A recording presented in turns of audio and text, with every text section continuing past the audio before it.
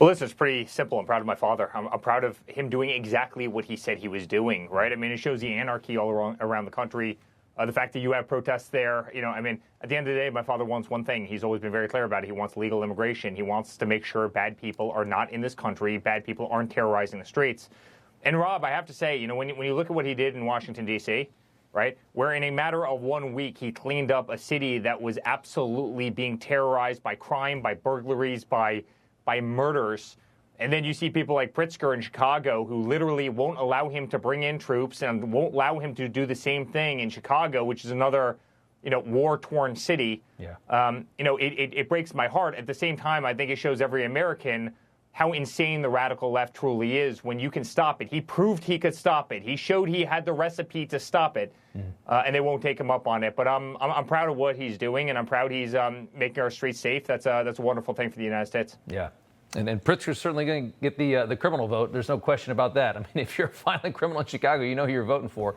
Let's talk about this Comey indictment. It's hard not to laugh when they call this politicized and they say it's unprecedented, as we can hear right here.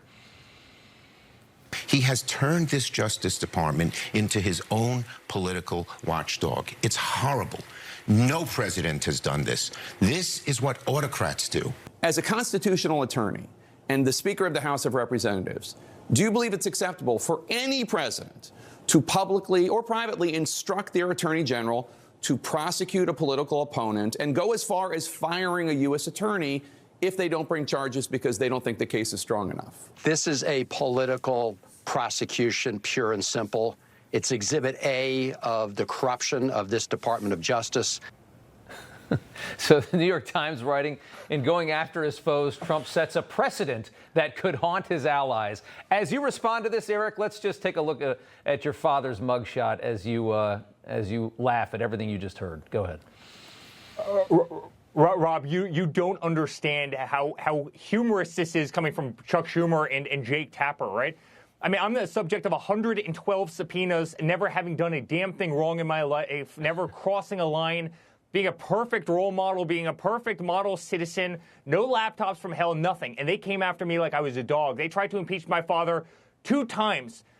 They went after him for a Russia hoax that did not exist, that was paid for by Hillary Clinton. The FBI and the DOJ spied on my father's campaign. They deplatformed him. They weaponized every attorney general and every district attorney around the country. They indicted him 91 times, 34 times in a bogus trial in New York City. They posted his mugshot. He's the most recognizable person in the world. They posted his mugshot, even though they didn't need to. It totally backfired on him. They gagged him over and over and over. They raided his home. They raided Mar-a-Lago. They tried to get him divorced. They tried to separate our family. They tried to go after our employees. They attacked us. They tried to bankrupt our company. They deplatformed us. They stripped every bank account away from me and the Trump organization that you can imagine. And Merrick Garland was at the forefront of all of it. And Joe Biden was at the forefront of all of it when they raided our home. When they raided Mar-a-Lago, when they raided Melania's closet, when they raided 16-year-old Barron's room. And I get to hear from Chuck Schumer that my father weaponized, justice? You must be kidding me. You must be. And it's the entire principle of the entire book, Under Siege, right? It's what I wrote about. And then, by the way, aside from weaponizing government, Rob, then they tried to kill my father not once, but twice. Yeah. I don't want to hear it for them. Yeah. With just like we're talking about the ICE, the same rhetoric that's getting ICE officers attacked every day is the same rhetoric that got your father shot.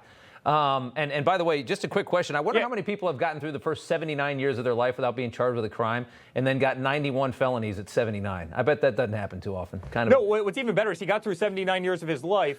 Then he ran in 2016, and they thought they had it in the bag. They underestimated all of us. Yeah. And then he won.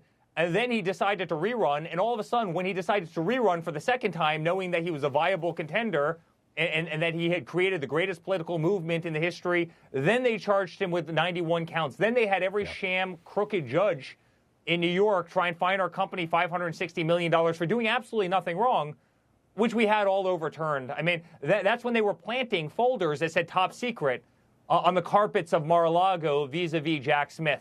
I don't want to hear it from Chuck Schumer, and I certainly don't want to hear it from Jake Tapper. I tell you what, it's going to be a good book. I can tell you, heated up. Under Siege, Eric Trump. Thanks so much. We appreciate it. Thanks, Rob. You know, everybody's reporting the same stories, the same spin. You turn the channel, it's always the same. But not us. We're different. We report the real news. No spin, just the facts. Turn to us, and you won't turn back. Tune in to Rob Schmitt Tonight on Newsmax.